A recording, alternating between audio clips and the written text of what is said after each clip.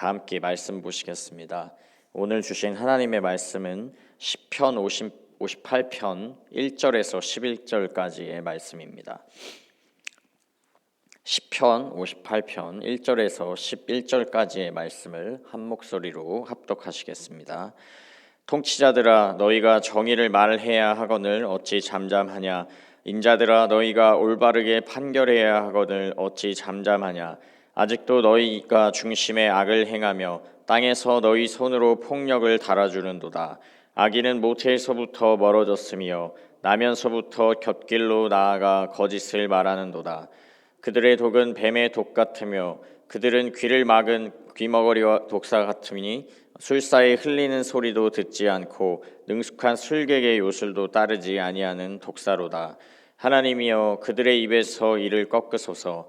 여호와여 젊은 사자의 어금니를 꺾어내시며 그들이 급히 흐르는 물같이 사라지게 하시며 겨누는 화살이 꺾임 같게 하시며 소멸하여 가는 달팽이 같게 하시며 만삭되지 못하여 출생한 아이가 햇빛을 보지 못함 같게 하소서. 가시나무 불이 가마를 뜨겁게 하기 전에 생나무든지 불붙는 나무든지 강한 바람으로 휩쓸려 가게 하소서. 의인이 악인의 보복당함을 보고 기뻐하며 그의 발을 악인의 피에 씻으리로다. 그때에 사람의 말이 진실로 의인에게 갚음이 있고 진실로 땅에서 심판하시는 하나님이 계시다 하리로다. 아멘.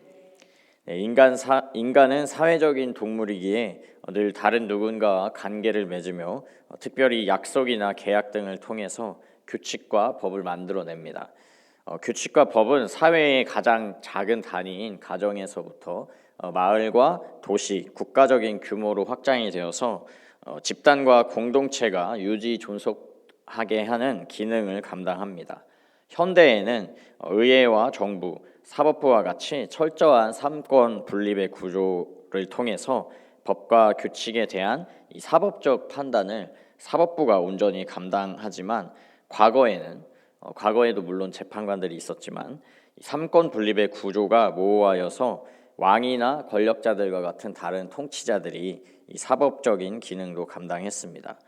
인간 사회와 늘 함께 있었던 이 사법의 영역에 제일 중요한 원칙은 공정함과 정의로움, 이 두 가지가 가장 중요한 원칙이었습니다.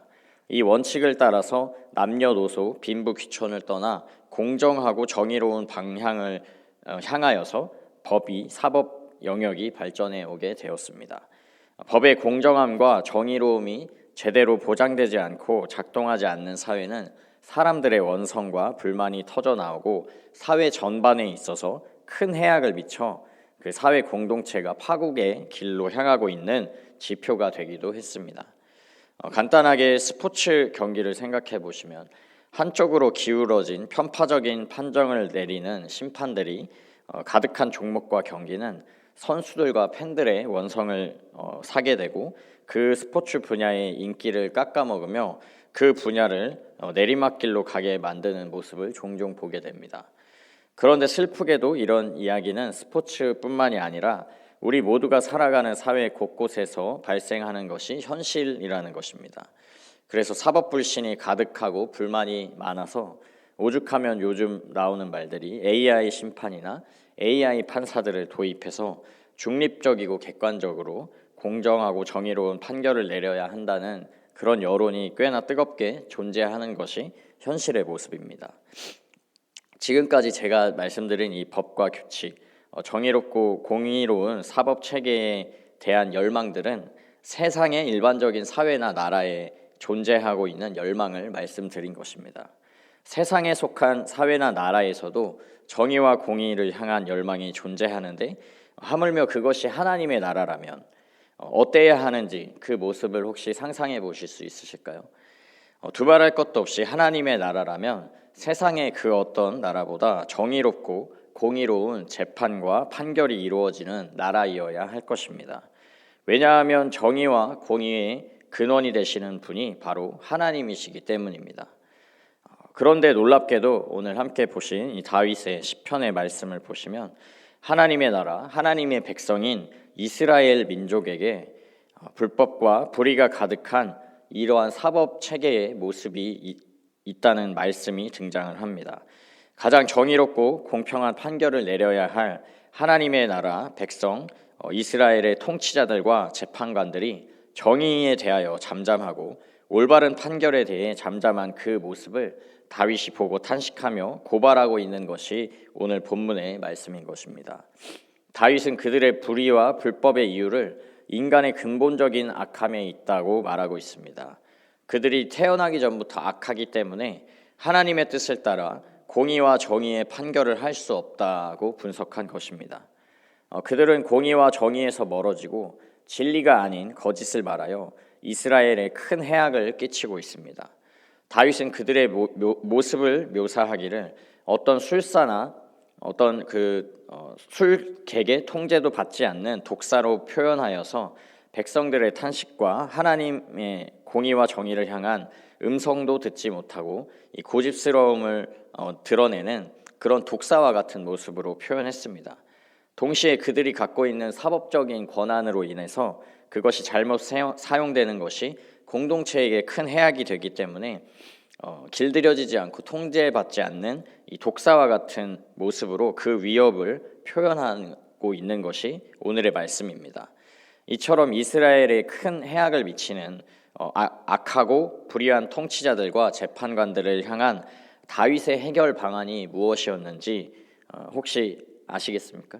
오늘 말씀을 보시면 다윗이 찾아낸 해결 방법은 강력하고 자신의 어떤 정치력을 통한 직접적인 개입과 개혁이 아니라 그가 선택한 방법은 공의와 정의의 하나님을 의탁하여 하나님께 기도하고 청원하는 방법이었습니다. 왜냐하면 공의와 정의의 하나님께서는 모든 불법과 불의를 내버려 두지 않으시고 반드시 심판하시는 또 책임을 지게 만드시는 하나님이셨기 때문이었습니다.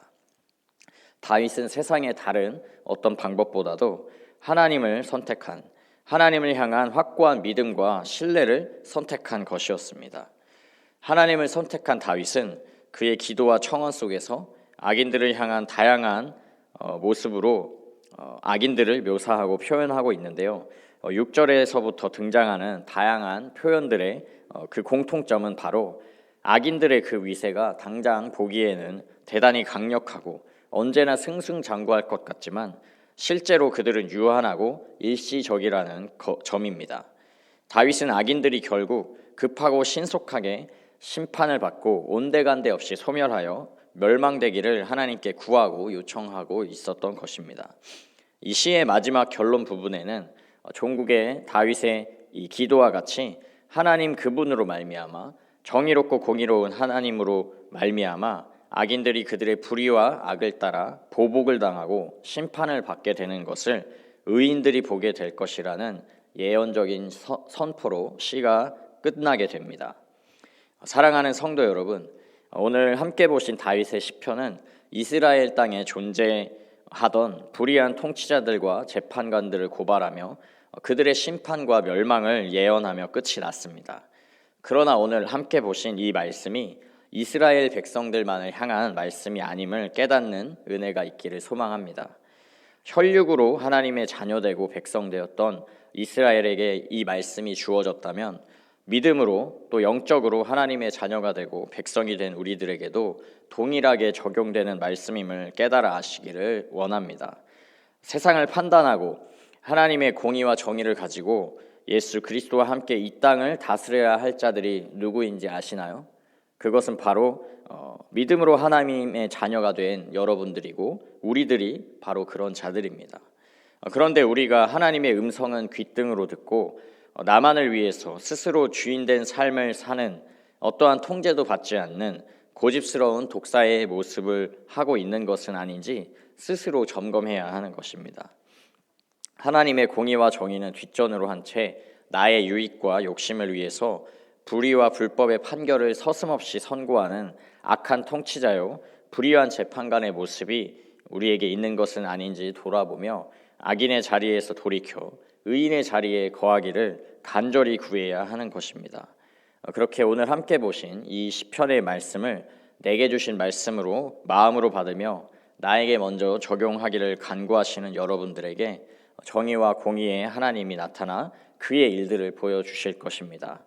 바라기는 정의와 공의의 하나님의 곁에 서셔서 하나님이 행하시고 완성하시는 정의와 공의의 심판을 우리 삶에서 직접 목도하시는 복된 인생들 다 되시기를 주님의 이름으로 축복합니다. 다 함께 기도하시겠습니다.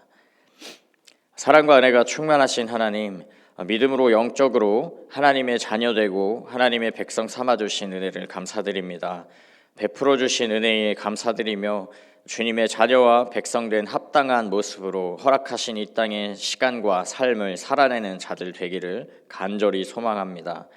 이 시간 간절히 구할 때 성령으로 우리 마음에 다시 새롭게 충만히 임재하여 주시고 오직 예수 그리스도만 우리 삶의 주인과 왕이 되시어 주님의 통치, 성령의 다스림을 받는 거룩하고 신령한 삶을 살아내는 복된 인생들 다 되도록 은혜를 더하여 주옵소서. 말씀과 성령에 날마다 순종하여 예수 그리스도를 닮아 작은 예수로 이 땅을 살아가며 주님의 공의와 정의를 나타내는 존귀한 인생 되도록 큰 은혜로 역사하여 주옵소서. 감사드리며 이 모든 기도 부활하신 예수 그리스도의 이름으로 기도합니다. 아멘.